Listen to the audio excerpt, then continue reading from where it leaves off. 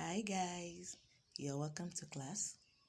It is time to learn decimal fractions.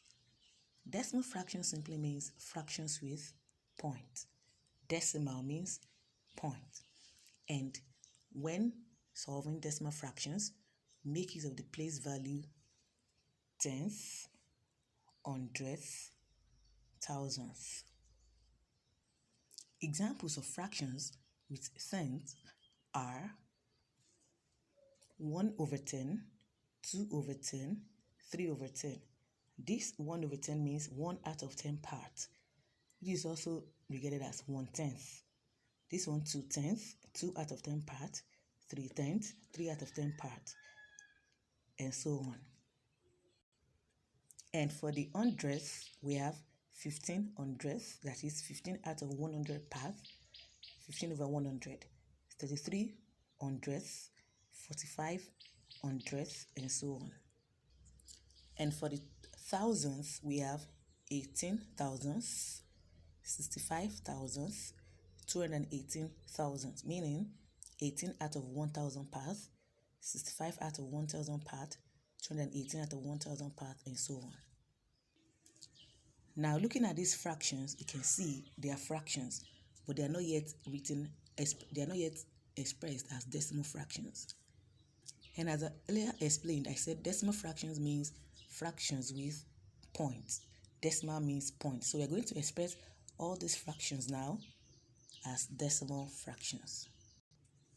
Now looking at these fractions, the denominator is 10 and 10 has 1 0. For this reason, you now count numerator, you count from the back once to get your 10th, like this. 1, and put your decimal at the front. So your answer is 0.1. We have made this fraction a decimal fraction. For this one too, this one has 10 as the denominator. It has 1 0. You count once, 1, and put your point. So this is 0.2, and so on. But in mathematics, when 0 begins a particular number, the 0 means nothing. You can just write this as 0.1, 0.2, 0.3, and so on.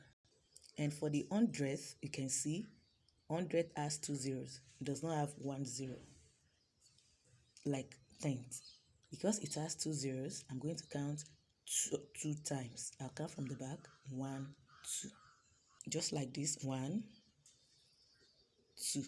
And I'll put my decimal. So yeah, my answer is 0.15. For this also, it has 2 zeros. I'll count twice, 1, 2, and put my decimal. That's 0.33. And this 0.45, and so on. And do not forget I said, in mathematics, when 0 begins a particular number, the 0 means nothing. I will just add my 0 here to make it 0.15, 0.33, 0.45. The 0 here means nothing. You can decide to leave it as 0.15, or you can decide to add your 0 here. It's still the same.